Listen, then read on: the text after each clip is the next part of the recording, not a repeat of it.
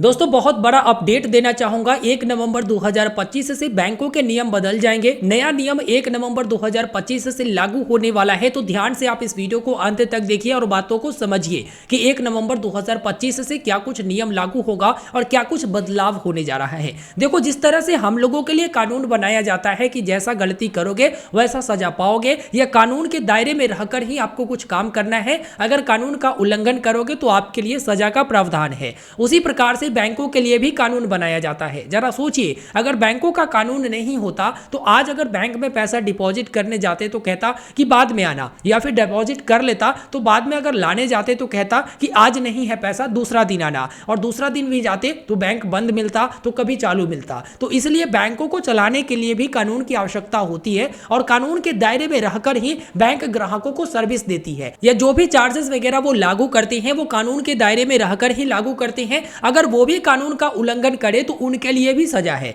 जैसा वो उल्लंघन करेंगे उस तरह की सजा वो लोग पाते हैं। अगर छोटी मोटी बात होती है तो सिर्फ उस पर पेनाल्टी लगाकर छोड़ दिया जाता है। अगर थोड़ी सी बड़ी बात होती है तो नए प्रोडक्ट को सेल करने या फिर नया अकाउंट वगैरह खोलने के लिए रोक लगा दी जाती है, और उससे भी बड़ा अगर समस्या होता है तो उसकी लाइसेंस ही रद्द कर दी जाती है। और इस सब का देखभाल जो है आरबीआई यानी रिजर्व बैंक ऑफ इंडिया के द्वारा और वित्त मंत्री के द्वारा की जाती है। वैसे तो आप सभी को पता ही होगा कि बैंकिंग कानून के दायरे में रहकर बैंक किस तरह से काम कर रही है। अभी ही देखोगे तो पब्लिक सेक्टर की बैंक और प्राइवेट सेक्टर की बैंक दोनों के लिए नियम लगभग सेम ही होते हैं, लेकिन जो काम है उसमें फर्क आ जाती है। खैर, इसकी बात ना करते हुए बात करेंगे कि 1 नवंबर 2025 से क्या कुछ नियम लागू होने जा रहा है। तो देखो, पहले यह होता था कि आपके दादा दादी, मम्मी पापा या फिर आप खुद कहीं इन्वेस्टमेंट करते थे, फिक्स डिपॉजिट करते थे या लॉकर वगैरह का इस्तेमाल करते थे, तो उसमें सिर्फ और सिर्फ एक नॉमिनी जोड़ने का ऑप्शन रहता था। यानी आप अगर नामिती का नाम दोगे तो केवल और केवल एक आदमी का दोगे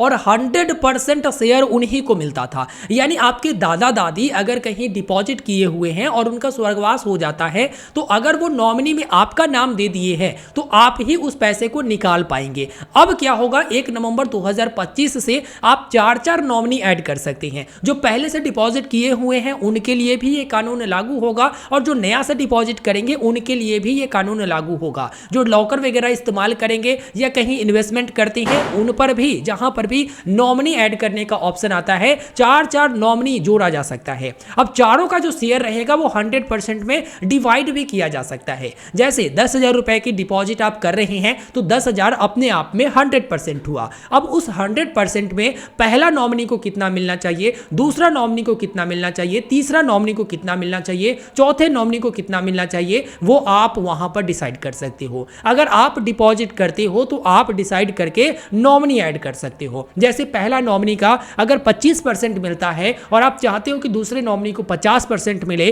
तो आप दूसरा नॉमिनी में 50% डाल सकते हो। फिर तीसरा नॉमिनी को चाहते हो कि 25% मिले और चौथे नॉमिनी को भी 25% मिले, तो इस तरह से आप वहां पर डाल सकते हो कि किस नॉमिनी को डिपॉजिट का कितना हिस्सा मिलना चाहिए। वैसे बराबर बराबर हिस्सा में बांटना चाहते हो तो सब पर 25-25-25-25% करके छोड़ देना है। ये कोई जरूरी नहीं है कि आप 4 नॉमिनी ऐड ही करिए। आप एक भी नॉमिनी रख सकते हो, 2 भी रख सकते हो, 3 भी रख सकते हो, या फिर 4 के 4 ऐड कर सकते हो। लेकिन आप चाहते हो कि 5वां ऐड कर दे तो वो 5वां ऐड नहीं होगा। इसका सीधा फायदा क्या होगा उसे आप समझिए। देखिए, पहले एक नॉमिनी ऐड करने का ऑप्शन रहता था तो उसमें झगड़ा ज्यादा होता था। जैसे अगर कोई डिपॉजिटर एक नॉमिनी का नाम देकर गया, उनका 2 बेटा है और एक का नाम देकर गया, तो एक बेटा जाहिर सी बात है कि मार करेगा, झगड़ा करेगा अगर उसको हिस्सा नहीं मिलेगा। तो डिपेंड करता था कि जिसका नॉमिनी में नाम है वो उसको हिस्सा देता है या फिर नहीं देता है, वो भी कितना प्रतिशत हिस्सा देता है। अब भाई पहले वाले से तो पूछा नहीं था कि कितना प्रतिशत हिस्सा इसको देना है। अगर वो बताकर भी गया होगा